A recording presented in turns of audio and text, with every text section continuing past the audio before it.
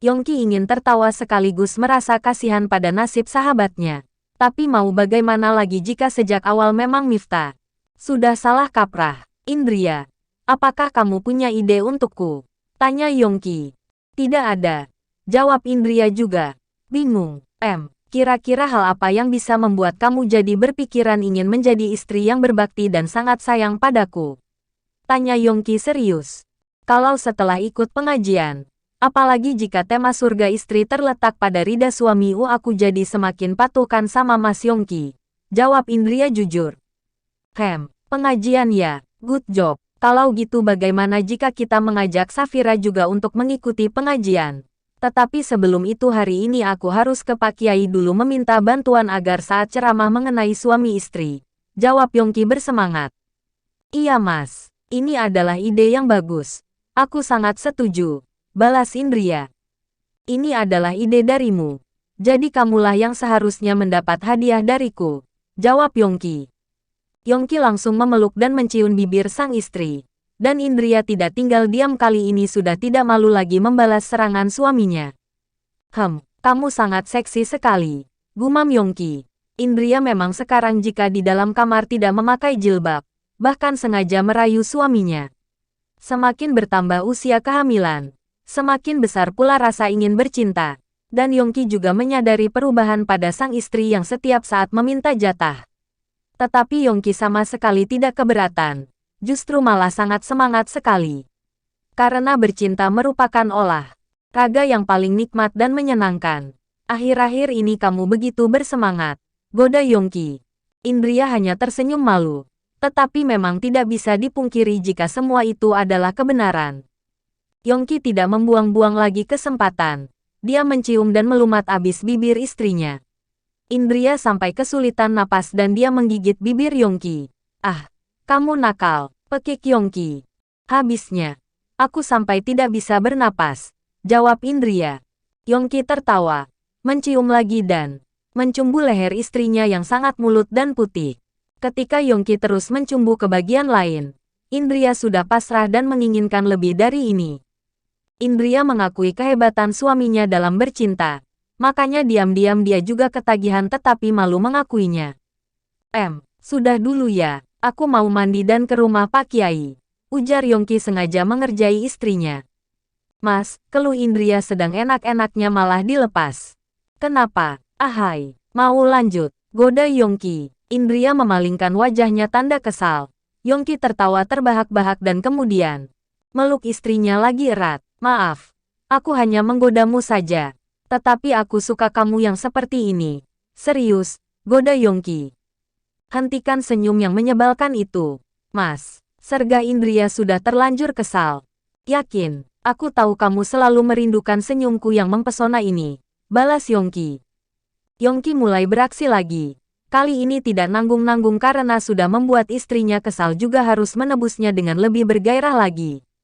Indria menolak, tetapi Yongki malah semakin bersemangat. Jika Indria sudah mulai mendesah Yongki sampai mabuk kepayang dibuat olehnya. Memang Indria sangat cantik. Dan ketika dalam situasi seperti ini semakin cantik dan sangat seksi. Yongki sangat gemas. Memiliki istri yang kulitnya selembut bayi. Sangat enak untuk disentuh dan dinikmati. Sungguh beruntungnya aku memiliki istri kamu. Sudah cantik, solihah dan... Apa? Tanya Indria penasaran. Menggairahkah? Jawab Yongki tertawa ngakak. Indria kesal tetapi tidak bisa menahan tawa. Suaminya memang bisa membuat kesal dan bertambah jatuh cinta dalam waktu yang bersamaan. Tapi memang terbukti, siang-siang begini mereka berdua bercinta beberapa ronde. Pesona Indria membuat Yongki betah di rumah dan malas kelayapan seperti dulu. Sebaik-baiknya pernikahan lebih baik kalau memiliki rumah sendiri. Sehingga setiap saat mereka bisa bermesraan entah di dapur, di ruang tamu dan dimanapun mereka berada tanpa rasa sungkan. Bahkan ketika Indria memasak, Yongki dari belakang menggodanya. Indria kadang kesal, tetapi juga sangat bahagia dengan tingkah konyol suaminya. Siang ini saat jam istirahat kerja Miftah menjemput sang istri Andi ajak ke mall. Tetapi Safira masih enggan untuk memilih pakaian sendiri, lebih tepatnya merasa sungkan. Sehingga Miftah membantu memilihkan yang bagus. Dalam hati Safira heran, Sebab suaminya itu benar-benar tahu seleranya. Miftah membelikan banyak pakaian, tas dan juga make up untuk istrinya. Kak Miftah, ini sudah kebanyakan, tegur Safira.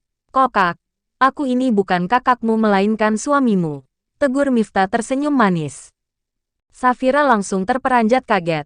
Senyuman Suaminta sangat menggoda dan tatapan matanya membuat dirinya terperangkap sampai tidak bisa berpaling. Apa kamu sudah lapar? Tanya Miftah lembut. Iya. Jawab Safira gugup. Baiklah. Ayo aku ajak kamu mencari makanan yang enak. Ajak Miftah refleks menggenggam tangan istrinya. Safira kaget, tetapi juga sungkan untuk melepaskan tangannya. Safira berkeringat dingin, gugup dan sangat tegang. Miftah menyadarinya, tetapi malah sengaja mempererat pegangannya.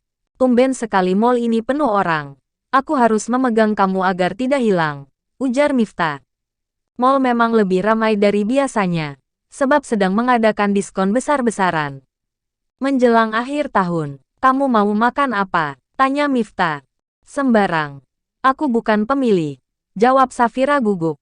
Iya, jawab Miftah menikmati wajah gugup Safira. Memang sekarang Safira sudah tampak lebih dewasa dibanding dulu saat masih SMA. Semakin cantik dan juga semakin manis. Kamu makanlah yang banyak. Tubuhmu terlalu kurus. Aku tidak mau keluargamu mengira jika aku tidak bisa merawat kamu, ucap Miftah lembut. Safira hanya mengangguk patuh, dan itu membuat Miftah sangat gemas. Sabar. Dalam otak Miftah memang ingin memeluk dan mencium Safira, tetapi dia tidak boleh gegabah. Sedikit demi sedikit Safira sudah mulai bisa beradaptasi dengannya lebih baik. Saat makan Safira juga heran karena Miftah tahu makanan kesukaannya. Bahkan Miftah juga membantu Safira untuk mengambilkan makanan. Makan yang banyak ya, ucap Miftah. Tersenyum semanis mungkin. Hati Safira semakin meleleh. Tetapi Safira yang malu malah hanya menunduk menyembunyikan kegugupan serta wajahnya yang memerah. Jalan dan makan berduaan seperti ini memang sudah seperti pasangan. Dan Safira sangat malu sekali. Nanti malam Indria dan Yongki mengajak kita mengikuti pengajian ke pesantren bersama Abah dan Umi. Apa kamu mau ikut? Tanya Miftah. Iya. Jawab Safira nurut saja. Baiklah. Tapi nanti malam, aku juga selalu ikut mereka kok. Balas Miftah. Iya. Apa kamu suka makanannya? Tanya Miftah lagi. Iya. Apa kamu mau menambah lagi? Iya. Tidak. Aku sudah sangat kenyang. Jawab Safira panik sebab gagal fokus. Miftah tertawa. Sungguh gemas tetapi tidak berani berkutik. Sabar. Memang harus sabar agar istrinya tidak takut bahkan parahnya bisa kabur jika dirinya gegabah.